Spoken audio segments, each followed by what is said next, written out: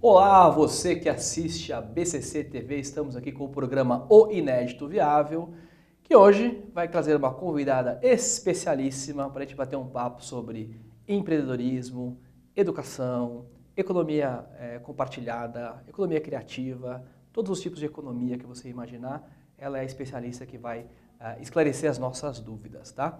Está conosco aqui Alice, vamos ver se eu acerto esse sobrenome, né, que não é muito fácil, Alice Salvo Sosnowski. Sosnowski. Mas tudo bem, a gente vai ter chance de até o final do programa conseguir pronunciar, né, corretamente esse sobrenome que é polonês. Polonês. Alice, muito obrigado por ter aceitado o convite de vir aqui bater esse papo com a gente, tá? Eu que agradeço, prazer. Prazer em recebê-la aqui. Bom, a gente começou falando aqui de economia compartilhada, economia criativa, né, empreendedorismo. Conte-nos como é que você caiu neste mundo, porque eu sei que você é jornalista, certo? Como é que foi cair nesse mundo de economia criativa, empreendedorismo e tudo mais? Então vamos lá. Eu já tenho bastante tempo nesse mercado. Em 2005, eu trabalhava com tecnologia, jornalismo e tecnologia. E aí eu fui trabalhar numa revista que não existe mais aqui no Brasil, chamada PC World, que cobria tecnologia para pequenas e médias empresas, as PMEs. Lá eu cobri a introdução da nota fiscal eletrônica e uma série de coisas, assim, de inovações que acontecendo, novidades. 2005, a tecnologia ainda não era, assim, já era bem robusta, mas não tanto quanto é hoje. E o empreendedorismo nem se falava. Era comerciante, né? Não tinha no máximo, quem quer abrir um negócio, né? Esse glamour, empreendedor, empresário, não se falava em empreendedorismo. Mas eu fiquei muito encantada, e especificamente com a cobertura da nota fiscal eletrônica, porque era uma mudança de mindset totalmente. Você imagina você passava a fazer uma nota fiscal com carbono, lembra? A caneta, né? E fazia todo aquele trabalho, de repente você tinha que colocar tudo no sistema, as pessoas nem mexiam com o computador, tinha que colocar tudo no sistema e passar tudo e fazer. Então, assim, era uma dificuldade tão grande. Sim. E os empreendedores que eu entrevistava, eles estavam muito, assim, otimistas com aquilo. Apesar da complicação, do custo que aquilo envolvia, eles estavam muito otimistas com essa mudança. E eu vi ali no empreendedor um ser muito diferente, muito resiliente, muito a fim de fazer, sabe? De inovar. Percebi que o empreendedor era um ser diferente mesmo, que valia a pena ser estudado. Aí o bichinho do empreendedorismo me picou. Larguei o mundo corporativo e eu mesma fui empreender em 2006. 2006. E aí, aliás, a gente tem aqui uma imagem que eu acho que é legal a gente colocar, que fala um pouquinho do teu currículo, que eu acho que é bem interessante, né? Que você fundou o blog O Pulo do Gato, né? Em 2009. 2009. E agora você fala da metodologia Pulo do Gato Empreendedor, né? Eu acho também que é legal a gente explorar isso aí. E no teu currículo que a gente vê, né, que tem mais de 10 anos de pesquisa com 200 empreendedores, ou seja, material bastante relevante, né?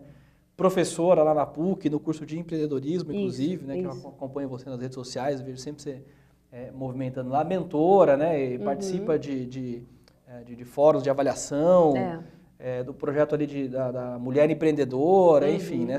Você mergulhou de cabeça e seguiu bem esse negócio do empreendedorismo. Né? Então, assim, quando eu resolvi empreender, eu vi que eu era uma ótima jornalista, não uma empreendedora. E tudo que eu senti, as dores do empreendedorismo, que é uma jornada muito interessante, você entra, você sabe como você entra, você nunca vai sair, né? Sim. É uma autodescoberta o tempo inteiro. Então tem mais de 10 anos que eu estou nessa jornada e até hoje eu estou me descobrindo, sabe? Descobrindo as minhas habilidades, minhas potencialidades e ajudando outras pessoas com isso. Então eu comecei a escrever um blog chamado Pulo do Gato, que era uma analogia mesmo, assim, era uma espécie de metáfora, assim, como é que você dá o pulo do gato empreendedor? Eu queria entender como é que algumas pessoas faziam sucesso e outras faziam a mesma coisa, mas não faziam o mesmo sucesso, por que sim, por que não? E com a minha facilidade de ter acesso a fontes, empresários famosos, especialistas, estudiosos, eu fui começando a fazer essa pesquisa. Quando falo que eu entrevistei mais de 200 pessoas, são pessoas bem selecionadas. Então eu entrevistei gente de norte a sul do país, grandes empresários, gente que fatura aí na casa dos bilhões, mas também especialistas como o filósofo Mário Sérgio Cortella, o Silvio Meira, que é um dos caras mais inovadores, né, o cofundador lá do Porto Digital, pessoas que entendem mesmo desse mercado de empreendedorismo e inovação, para eles me contarem um pouco qual que era esse pulo do gato, como é que você faz para... Então, o que era um blog, para eu falar sobre as minhas dores e desabafar um pouco e compartilhar com as pessoas, acabou virando uma metodologia de educação empreendedora. Tá. E é essa metodologia Pulo do Gato que você ensina lá nos cursos da PUC? Como é que se compõe essa metodologia? Quais são os princípios, talvez? Né? Como é que você orienta? Então, essa metodologia é muito simples. É claro que eu demorei bastante tempo para fazer e para chegar nessa simplificação. Sim. Porque é muito conteúdo, muitas formas de empreender. Você falou que é simples, mas demorou tempo. Demorou tempo. Você me lembrou uma frase do Leonardo da Vinci, que diz que simplicidade é a extrema sofisticação. Né? É o último grau da sofisticação. Simplicidade. Né? Chegar na simplicidade não é fácil, né? Foi mais ou menos isso. Porque assim, não existe uma fórmula pronta para o sucesso. Na verdade, nem o sucesso ele é um lugar a se chegar. Cada um tem a sua visão de sucesso. Então, a gente percebe que assim, cada um tem o seu caminho para chegar lá, para empreender e tudo. Mas tem alguns comportamentos, alguns que eu chamei de princípios, que eles se assemelham em muitos casos de pessoas que se consideram, não só a sociedade, mas a própria pessoa tem um sentimento de realização. E não é só financeiro. Aí é uma realização completa, integral, né? O próprio Mário Sérgio Cortella falava que a gente não somos várias pessoas, o profissional, o pessoal, o filho, o esposo, o pai. Não, a gente é um ser integral. Sim. Então o Emerson está no trabalho da mesma forma que está em casa.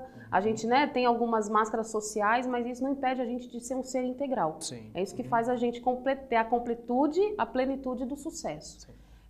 Mas então eu percebi a partir desses princípios que existiam esses comportamentos muito parecidos e que, diferente do passado, eu fui pesquisar outros estudiosos que fizeram isso. Por conta disso, eu cheguei no Napoleão Hill, que também foi um jornalista no início do século XX. Ele era jornalista. E depois que eu comecei esse trabalho, já estava anos fazendo, eu fui saber a história dele. Eu falei assim, era mais ou menos um pouco parecida. Ele entrevistou as 500 maiores fortunas nos Estados Unidos. Sim. E ele também queria saber qual era o pulo do gato, com outras palavras, né?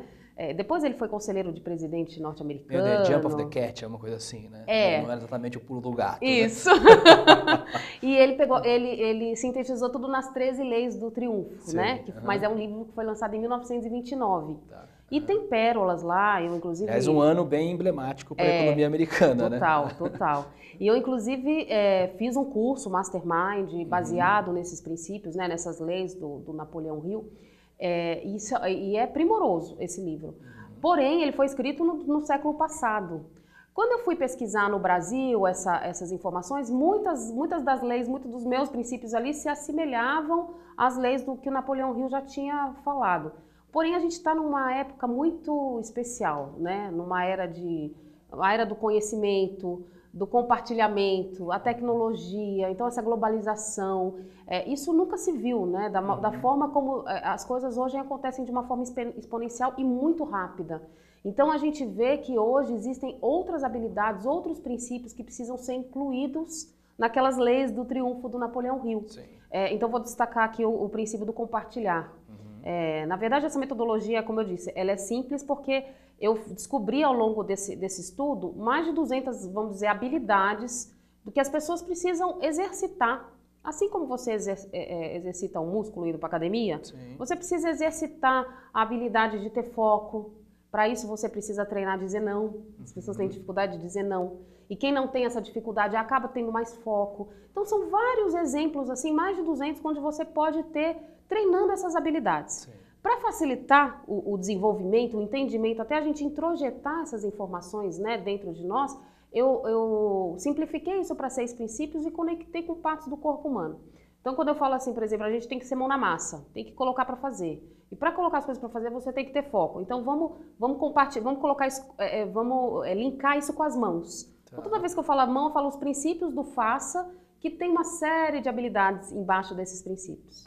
Né? Tá aí na tela, o faça. O faça, exatamente. Então é assim, quando você tem o significado do que você está fazendo, você faz com muito mais foco, com muito mais maestria, com muito mais assertividade. E o compartilhar, só para complementar aquilo do Napoleão Hill, o compartilhar é um princípio muito recente na nossa sociedade contemporânea, onde você tem que exercitar a empatia. Quando você junta com a economia, né? O compartilhar, do ponto de vista econômico, eu acho que é um bebê, né? Assim, Não, é um bebê. E é interessante que quando a gente fala das habilidades que compõem esse princípio, como a empatia, a liderança, o engajamento e diversos outros, muitas vezes, assim, vou dar o exemplo da empatia, que é o mais... A gente fala tanto de empatia hoje em dia e poucas pessoas sabem o que realmente significa essa habilidade, né? Sim. Então tem gente que confunde com simpatia. Sim. É você simpático. Não é assim, você se colocar no lugar do outro é muito difícil. Sim. A gente, enquanto humanidade, enquanto sociedade, a gente ainda está engatinhando nesse tipo de consciência. Sim, e você vê que empatia, ela tem a mesma origem do empático, né? O simpático, empático, que vai lá em Aristóteles no pathos, né? Quando Aristóteles falava da comunicação, que era ethos, pathos e logos, né? O ethos é o indivíduo, o caráter, né? A reputação, o pathos é a empatia na comunicação e o logos é o conteúdo, né? Então, quer dizer, 2.400 anos a gente ainda não aprendeu. Não. Exatamente Mas o que sabe é por isso. quê? Porque a gente não pratica. Sim, E aí é muito simples, porque é possível praticar. Sim. E por que eu simplifiquei isso? Aí eu vou contar uma historinha bacana. Eu sou uma empreendedora, mulher, mãe, e aí é um grupo específico e cada vez maior de mulheres que estão aí tentando empreender e exercitar a maternidade com o mesmo grau de importância. Você não precisa escolher um e abdicar do outro. Você pode ter os dois. Aliás, a Mini Alice está ali, né? Nos assistindo agora. É minha assistente. Assistente. Você pode ter os dois. Então, assim, eu falei, poxa, mas se a gente está vivendo uma era de tanta transformação, que as pessoas estão tão perdidas, por que essa geração de nativos digitais, que já vem com um chip que eu não vim, você não veio, né? A gente é de outra época, de outra geração, por que não? Eles já têm esse chip, tá tudo dentro da gente. É uma questão de desenvolver, né? É só potencializar. Está tudo dentro da gente. Por que não ensinar isso para essas novas gerações? Aí eu comecei, até por causa das partes do corpo, comecei a passar esses conceitos para minha filha e vi que tinha um entendimento, tinha a resposta muito rápido. Então, assim, é uma questão... Então, quando eu falo para ela, vamos ser empática, ela já sabe que não é abrir um sorriso só e falar, estou sendo simpática. Não, que é se colocar no lugar da amiga quando está brigando lá no ensino fundamental ainda. Então, você imagina essa criança, né? Minha filha, que hoje tem 9 anos, quando ela for para o mercado de trabalho, ela vai saber isso, porque ela já exercitou isso desde a infância. Sim. E a gente está aprendendo agora. Exato. Tem um slide que acho que mostra todo, né, o corpo humano, né? Acho que tem tudo ali Vamos ver se tem. Então, esses são os princípios. Eu queria falar um pouquinho deles, pode? Pode falar. Então, vamos lá. Tudo começa eu falo, apaixone-se, que é apaixonar por si mesmo, assim, no sentido de você se autoconhecer, se conhecer mesmo, né? Hoje a gente vê também cada vez mais as pessoas buscando o seu propósito de vida, esse negócio de ter uma carreira pública, fazer concurso do Banco do Brasil, ficar lá 30 anos e se aposentar, já não satisfaz tanta gente como antigamente, né? Então você se autoconhecer, entender quais são os seus talentos e como é que você pode servir o mundo com isso, ele é o primeiro passo para tudo. E é circular, na verdade. Você sempre vai ter que voltar no primeiro ponto. Então, o autoconhecimento é um trabalho para a vida inteira. Segundo princípio é o vislumbrar. O empreendedor, ele tem muita mania de colocar a mão na massa, de fazendo, e ir pela tentativa e erro. Eu vou tentar, se der errado, eu tento de novo. Isso é muito legal, é uma característica maravilhosa de pessoas realizadoras. Mas também essa era, ela pede que as pessoas tenham um pouco mais de planejamento, de vislumbre. Então, tem até um livro chamado Sonho Grande, né? Da Cristiane Correia. Exatamente, da Cristiane Correia. Que o empreendedor de sucesso, ele precisa ter essa capacidade de vislumbrar o futuro. E aliás, você falou desse livro, o prefácio dele é do Jim Collins, né? Que escreveu Feitas para Durar Empresas Feitas para Durar, exatamente. Feitas para Vencer. E a primeira frase do prefácio desse livro é uma frase do Jorge Paulo Lema, que diz o seguinte, né? No fim das contas, eu sou só um professor. É assim que eu me vejo. E isso marcou muito, assim, para mim, né? Porque o cara, né, no nível de empresário que ele tem, ele se vê como professor exatamente essa coisa de você ter aquela coisa meio de mestre-discípulo, né, de formar... De formar né? pessoas. Você imagina se legal. ele fosse um empresário que só colocasse a mão na massa. Exato. Ele não tinha criado esse império todo. Sim. Então, essa capacidade de vislumbrar e de escolher as pessoas até para estar junto com você e fazer esse sonho grande que ninguém faz sozinho, Sim. um sonho grande faz um sonho pequeno, não um grande, é uma capacidade também difícil da gente exercitar.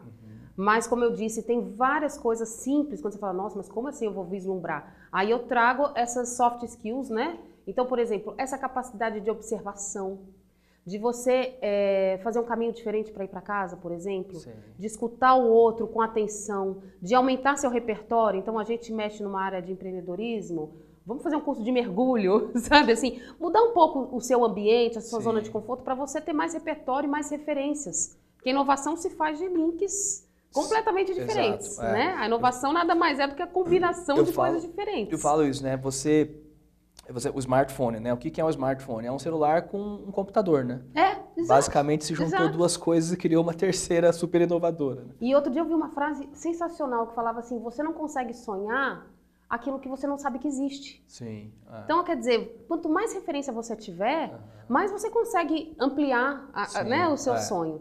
Então, aí a gente vai para o terceiro, que eu já falei um pouco, que é o mão na massa, aí é colocar o bloco na rua mesmo. Então, colocar as pessoas, assim, validar, né? Então, hoje a gente tem metodologias ágeis de desenvolvimento de startups que fala assim, não cria uma empresa, cria um cliente, Exato, né? Então, vai colocar o seu bloco na rua, assim, colocar a sua empresa, a sua ideia, validar ela com os clientes. E aí tem várias ferramentas para isso. O quarto é Aliás, só pegar o gancho, claro. O livro do Steve Blank, né, o Steve Startup, Blank, é o Papa começa com essa coisa do vá pra rua, né? Exatamente. Vá pra rua, é o início de tudo. O Steve Blank é um mito lá no Vale do Silício e ele é mentor do Eric Ries, que é o criador da Startup Enxuta, que fala justamente disso. Você cria o cliente, você desenvolve, você tem a ideia, coloca a ideia com o cliente e vai co-criando sua ideia. Sim. Olha, se a gente fala de co-criação, isso é muito novo e é genial, mas a gente precisa estar preparado para isso, né? Quando as pessoas não sabiam, para você ler um livro, você precisa se alfabetizar e a gente precisa se alfabetizar nessas habilidades. Correto. Então a gente falou de compartilhamento, né? Do compartilhar, isso é muito novo e muito importante. Então, cada vez mais, eu ensino esses princípios tanto para criança como para adulto. Eu brinco assim, só falta fazer um grupo para terceira idade, que também é um grupo aí grande de empreendedores, Com né? certeza. Gente que não quer se aposentar. Sim. Gente que não quer. Então, assim, mas a gente precisa exercitar essas habilidades do compartilhar. O persistir é o quinto princípio, que é um princípio aí que Napoleão Hill já falava, que outros estudiosos do sucesso já falam há muitos anos. Então, assim, a persistência tem muito a ver com a resiliência, claro, mas com a humildade. Sabe quando você dá algum problema, você fala assim, normalmente as pessoas desistem, 95% das pessoas desistem. Por isso que as pessoas que chegam ao sucesso são tão poucas. E para você insistir e continuar a jornada, você tem que ter humildade e falar assim, não, peraí, eu estava errado, então isso aqui eu vou tirar e vou continuar nesse caminho aqui que é o certo. Exige uma série de habilidades aí para você ter essa persistência, né? Correto. E aí eu destaco um empreendedor que me deu muito insight em relação a isso, que é o Taio, fundador da GOC, que é um refugiado vietnamita, que veio para o Brasil, nem com uma mão na frente e outra atrás, porque na verdade ele estava, né, em alto mar, quase morreu afogado, e sem falar português, sem nenhum dinheiro no bolso, sem falar nada, ele chega no Brasil e o que faz ele persistir? Ele fala assim, a raiz cultural que ele tinha, que lá eles têm uma cultura muito forte de ter essa relação com a família, é uma raiz mesmo, é uma árvore, né? Sim. E eles dão o exemplo do bambu. Inclusive lá no Vietnã, ele me contou isso, ele até me falou em vietnamita, que eu achei muito bonita a metáfora dele. O bambu é uma planta, não sei, mas que ela enverga, mas ela não quebra, porque ela tem uma raiz forte. Então a gente também tem que ter essa raiz muito forte. Sim. E a gente só desenvolve isso quando a gente vai lá no primeiro princípio e se conhece. Sim. Então a gente é capaz de passar por uma tempestade sem quebrar. Sim. E muitas pessoas quebram. Isso não é demérito nenhum. É falta de desenvolver essa raiz, desenvolver esse autoconhecimento. A gente está numa sociedade que não treina as pessoas para isso. A sociedade treina as pessoas para o imediatismo, para o consumismo, para vários ismos aí que às vezes faz um pouco mal para a gente e a gente está vendo uma época de transformação onde as pessoas estão querendo resgatar valores que ficaram aí um pouco perdidos no caminho, né? E aí eu vou falar o último princípio, que é essa capacidade de transformação. Tá. A gente entra numa jornada empreendedora e aí eu ligo com o Joseph Campbell, a jornada do herói, lembra? Sim, claro. Todo mundo conhece a jornada do herói, mesmo que acha que não. Sim. É só ver um filme de Hollywood, né? Sim, exatamente. Todo filme de Hollywood... Poder do mito, né? Exatamente. Começa com o herói achando que não é herói, e aí ele entra numa jornada... Aí ele não quer assumir a jornada. Ele não quer assumir a jornada, ele tem um mentor, e ele, de repente, aí ele consegue, né, fazer a transformação lá, consegue salvar o mundo, seja lá qual for a meta dele, né? E ele volta para a terra dele transformado. Sim. E eu acho que o empreendedor, todos os empreendedores que eu entrevistei, que têm muito sucesso e tudo, eles são muito transformadores nesse sentido. Eles conseguem transformar não só eles próprios, mas como a comunidade que está em volta deles. E, às vezes, até um país inteiro. Steve Jobs, né? Sim. O cara que transformou aí o mundo inteiro. E essa transformação, ela é poderosíssima. É assim que o mundo vai caminhando, né? É assim que a gente vai... Essa capacidade de transformação é ela que deixa um legado para as outras gerações. Ela que faz a gente estar evoluindo a cada dia. Então, eu acho que assim, quando a gente segue esses 6 princípios, cada vez que você está ali passando uma dificuldade, você perceber em qual posição ali você precisa trabalhar, exercitar mais, fica mais fácil de levar essa jornada adiante. Sim. Eu acho muito legal quando você fala de princípios, porque... não regras, né? Porque o princípio ele é muito mais que uma regra, né? Porque a regra ela pode mudar, né? À medida que o vento vai para cá ou para lá, você ajusta, né? Porque a regra 2 mais 2, 4, enfim, né? Mas o princípio, né? Que seria a matemática, ela não vai mudar, né? Então acho que isso é muito legal. E esses 6 princípios, são 6, né? São 6. Esses 6 princípios você captou e lapidou através dessas 200 entrevistas com essa galera. Você percebeu que tinha esse princípio regia ali todos eles de alguma forma. E muito, na verdade, assim, porque quando as pessoas pedem pra gente, assim, eu leio bastante, inclusive livro de todos os tipos, livros de autoajuda, eu acho que todos são muito válidos. Mas quando pedem pra gente ter determinação, pra mim significa uma coisa, pra você significa outra. E aí as pessoas têm muito essa coisa de se comparar e falar assim, eu nunca vou fazer sucesso, por exemplo, eu nunca vou fazer sucesso igual o Emerson, porque eu não tenho a determinação dele. Claro que não, você tem a sua história, você tem o seu repertório, você tem as suas dificuldades, eu vou ter a minha determinação. Por isso que são princípios, não são regras. Sim. Porque cada um tem o seu limite ali de ousadia, de determinação, de resiliência, cada um sabe, cada um cria a sua própria fórmula. Sim. É como se a gente tivesse assim, vamos dizer... eu gosto de fazer analogias, como jornalista. Uma tabela periódica onde você pega os componentes e cria o seu pulo do gato. Tá. Você não precisa, eu não vou seguir o seu, a sua regra é a sua. Sim. Mas você está usando os mesmos elementos. Sim. Só que você junta dois, né, o H2O lá, você junta 2 moléculas de oxigênio, eu vou juntar 2, sabe? Sim, eu vou criar a minha fórmula. Até porque, para mim, sucesso não é a mesma coisa que é para você. Sim. Tem a coisa da criatividade, né? Uma frase que eu acho que é muito legal, que é assim, que a originalidade é o plágio não detectado, né? Porque na realidade, quando a pessoa diz para você assim, nossa, você é super original, é porque ela não conhece as suas fontes, né?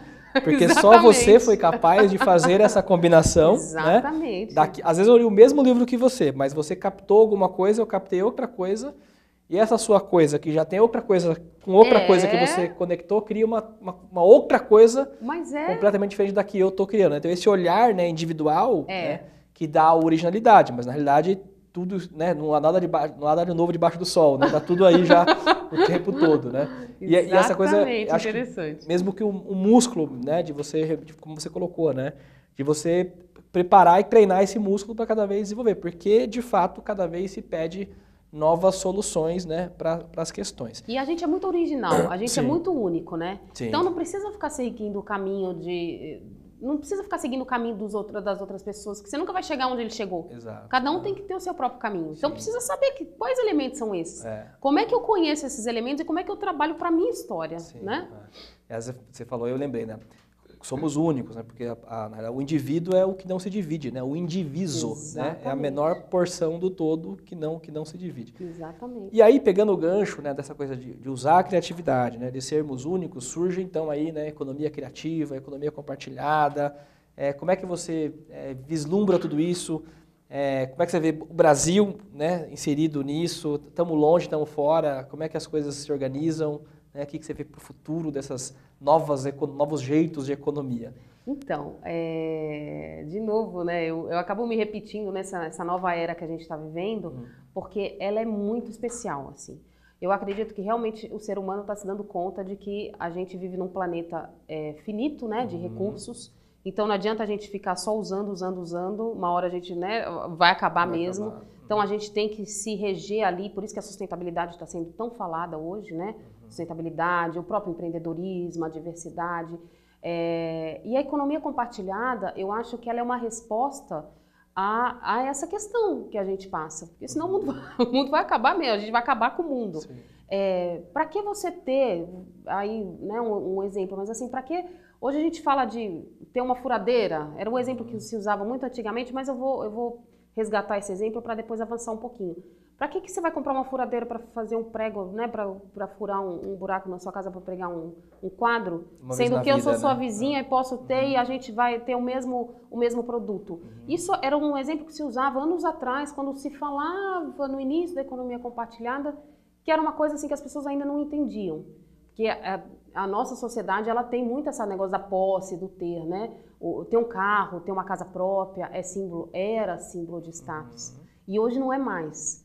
Então, e hoje a gente vê para dar exemplos mais novos, mas assim, empresas como o próprio Uber, Airbnb, de compartilhamento de brinquedos de criança. Para que eu preciso comprar? Eu tenho um filho, vou comprar brinquedo e depois vou fazer o que com esses brinquedos? Então, vem empresas que trazem compartilhamento de brinquedo, de livros, sabe? De serviços. Eu posso trocar um serviço com você, não preciso... Então, assim, as pessoas é uma resposta a essa demanda que o mundo tá trazendo, né? E a gente está vendo que é muito mais gostoso viver assim. A gente vive melhor, a gente tem mais um senso de comunidade. E a economia compartilhada, ela ainda, apesar de ser nova, se a gente falar de economia criativa, ela já é bem robusta. Ela é mais forte fora do país, mas assim, a gente vê no Brasil, o Brasil é um país essencialmente criativo, porém não tão inovador. Tem uma diferença aí entre a criatividade e a inovação. O Brasil é um país que consegue criar muita coisa e não consegue empacotar isso e às vezes vender como inovação. E tem outros países, a Inglaterra é um grande exemplo, onde a economia criativa ela é muito robusta e fatura bilhões, mas muitos bilhões, eu agora não tenho o número de cabeça, por ano por conta da economia criativa, que cria valor, bens intangíveis, ideias, né? O que está no intelectual.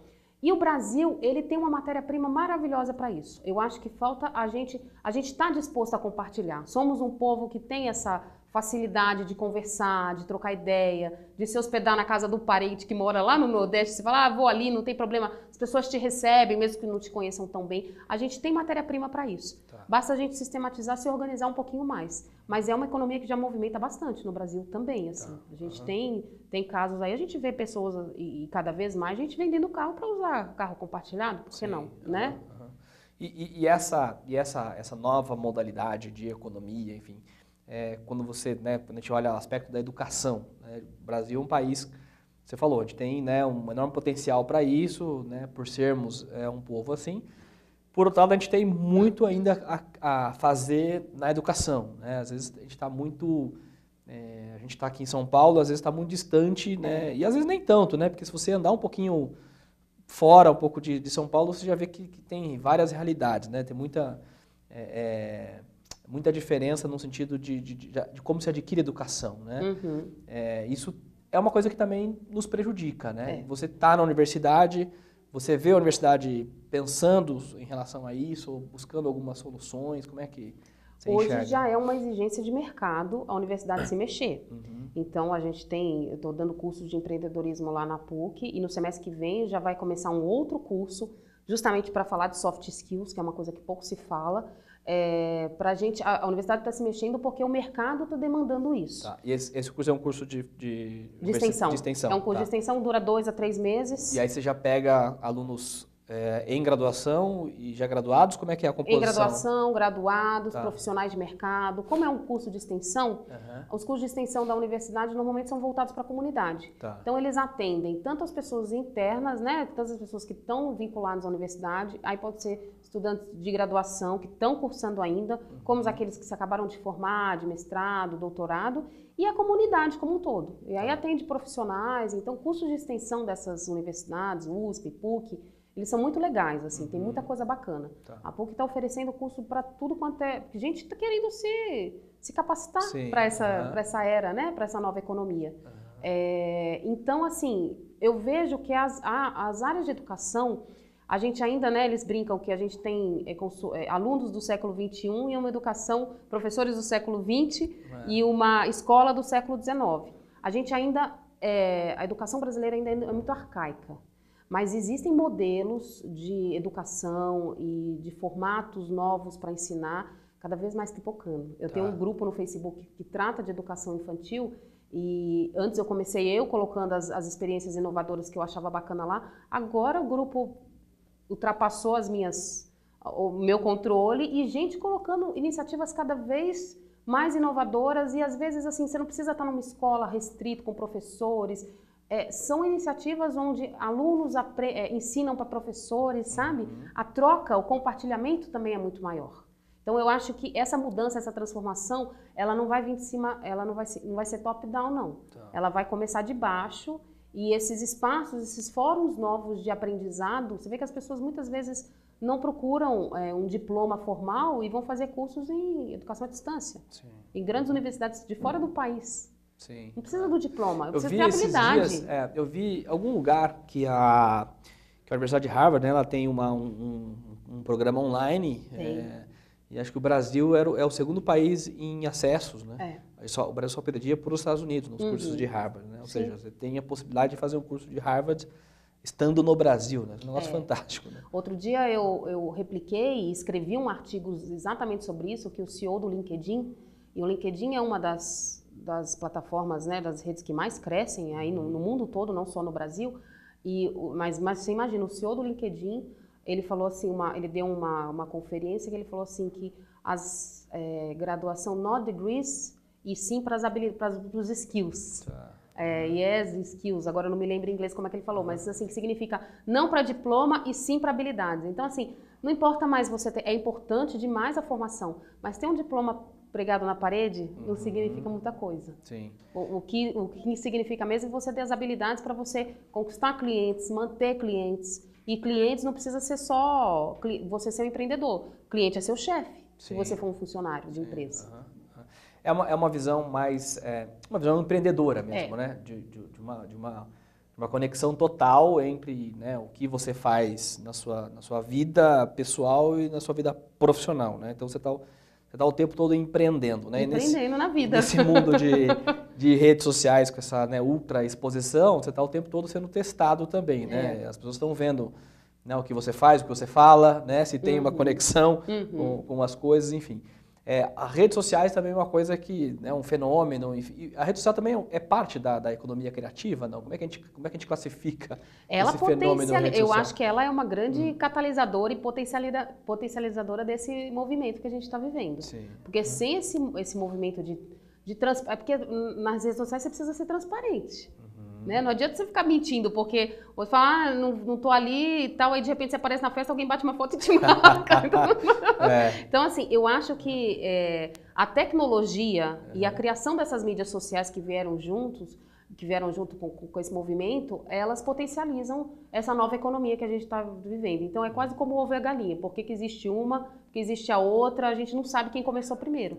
Mas o fato é que hoje a gente vive numa era diferente e a gente tem que se capacitar para isso. E esse aspecto assim, do potencial brasileiro, né? 200 milhões de habitantes, enfim, né? Tudo isso... É o povo que mais usa aí mídias sociais, né? Sim, é verdade. Eu vi uma pesquisa que falava que o pessoal confunde, né, internet com o Facebook, né? Quando você fala internet, a pessoa se remete ao Facebook, né? O Facebook é um pedacinho da internet. Agora, para a gente já encaminhar aqui para o final também, que o tempo passa muito rápido aqui, né? Eu preciso reivindicar mais espaço aqui nesse canal, que eu quero conversar mais. Novo programa, que nem eu lá na PUC, eu quero um novo curso. Então, uma extensão aqui do meu programa que eu quero falar mais. A gente tem, eu acho assim, o Brasil, você, né, conversou com muito empreendedor, e a gente tem muito uma coisa assim de explorar o mercado brasileiro, né? Mas quando você pensa, né, em mundo globalizado, né, rede social, enfim, a geografia não tem mais uma limitação, né? A geografia não manda mais na gente. Mas pelo menos uma visão minha, assim, quando você conversa com alguém que quer empreender, se não for um jovem que está pensando em tecnologia, aplicativo, que aí automaticamente já é uma coisa já com pensamento global, mas a gente pensa muito no Brasil, assim, né, muito regional, né? Eu quero fazer alguma coisa aqui, atender o mercado e tal. E eu falo isso porque eu vi uma entrevista do Jorge Leman uma vez que ele dizia o seguinte, o cara dava um exemplo de um negócio e ele falou assim, eu acho que você está pensando pequeno, porque você deveria pensar global e não só no seu país. No entanto, a gente é um mercado, né, relevante, né, tudo no Brasil é exponencial também, né, dentro dos seus limites e tal. A gente tem um pouco ainda isso, você vê, né, no empreendedor brasileiro, essa limitação, talvez por conta da língua, talvez por conta da formação, ainda ser muito regional, não pensar muito global. Quando você olha lá, startup no Vale do Silício, esses caras estão falando do mundo todo, né? Eles já nascem falando do mercado da Índia, mercado, né, Ásia-Pacífico, Europa, enfim. E a gente, acho que, pelo menos a visão que eu tenho é essa, a gente ainda é muito regionalizado, né? Aí eu não sei se é pelo nosso tamanho, porque faz sentido, né? Ou se é pela nossa cultura. O que você acha? Você falou um ponto super importante, assim, a língua é uma questão. A gente, como o único povo que fala português nas Américas, poucas pessoas falam inglês no Brasil, então a gente já tem uma dificuldade natural de pensar fora, de se conectar com as coisas lá de fora, até pela dificuldade da língua. E o nosso mercado é muito grande. Quando a gente fala de 200 milhões de brasileiros, assim, então qualquer coisa, em São Paulo, qualquer coisa, a gente brinca, né? Qualquer coisa que se abre em São Paulo tem público. Porque tem tanta gente, tem público para tudo. E isso acaba colocando a gente um pouco na zona de conforto. Né? Porque você acaba, se eu atender o Brasil inteiro, eu já vou estar atendendo, eu não dou conta de atingir isso. Mas as novas gerações, e você disse isso bem, as novas gerações já pensam, quando criam uma empresa voltada para tecnologia e tal, já pensa no mercado global. Falta a gente pensar um pouco mais, assim, todos os empreendedores, aí não importa a natureza do negócio, mas hoje em dia todos os negócios também têm tecnologia embutida. Por mais que você tenha um negócio físico, uma padaria, você vai conversar com o seu consumidor pelo WhatsApp. Então eu conheço gente que tem confeitaria que vende pelo WhatsApp. Isso é um fato. Então, assim, não tem como você ficar só pensando no seu quarteirão ali, no seu bairro. Você tem que pensar, com a ajuda da tecnologia, você tem que pensar sim globalmente. E agir aí é importante. Porque tem gente que muita gente pensa globalmente e não consegue atender bem o seu cliente que está ali do seu lado, sabe? Então, assim, agir localmente. Preocupe-se em atender com personalização, que é o que o consumidor 3.0 exige. Com personalização, com excelência. Então, é difícil, assim, a gente parece uma coisa muito fácil de falar, mas é muito difícil de praticar e de fazer. Você pensar globalmente e agir localmente, sabe? É uma coisa que a gente vai, mas assim, quanto mais difícil mais desafiador, mais gostoso e mais a gente se capacita para fazer cada vez melhor. Quanto mais desafio, mais oportunidades de aprendizagem. Exato. Bom, Alice, infelizmente o nosso tempo aqui é restrito, né? Então a gente tem que encerrar. Eu queria que você deixasse aqui uma mensagem, os seus contatos aí. A gente vai colocar, inclusive, no crédito aqui os seus contatos também, sites, as coisas todas. Mas é legal você falar e mandar sua mensagem para o pessoal que nos assiste. Primeiro eu queria agradecer o convite, viu, Emerson? Foi um prazer. Para mim é sempre um prazer falar. Cada vez mais eu acho que a gente precisa de ter cada vez mais pessoas falando sobre esse movimento, essa nova economia. Vai trazer a filha aqui? Sim, pode continuar aí, pode continuar. Cada vez mais gente falando disso. Na verdade, somos todos parceiros. Eu acredito muito mais na parceria do que na concorrência. Tá aqui, ó, minha assistente pessoal. Tá bom. Aprendendo a ser empreendedora. Sim, tá certo. Então, eu queria deixar meus contatos. Eu tô nas redes sociais aí, como o Emerson disse, né? A minha empresa é o Pulo do Gato, na internet é o pulodogatoempreendedor.com.br. Estou à disposição no LinkedIn, é só entrar em contato. Eu estou fazendo atualmente consultoria individual, mas também faço workshops coletivos em empresas, em instituições educacionais. Estou à disposição para falar mais dessa nova era de trabalho. E aproveitando dessa nova era, é por isso que eu trouxe aqui a minha amiga, porque já é uma economia compartilhada, porque eu vou compartilhar com você o sobrenome da sua mãe que eu não consigo falar, tá? Como que é? Sosnowski. Então vocês ouviram Alice Salvo. Sosnowski. E foi um prazer falar com vocês em mais essa edição do programa O Inédito Viável. A gente volta a qualquer momento aqui pela BCC. Até mais.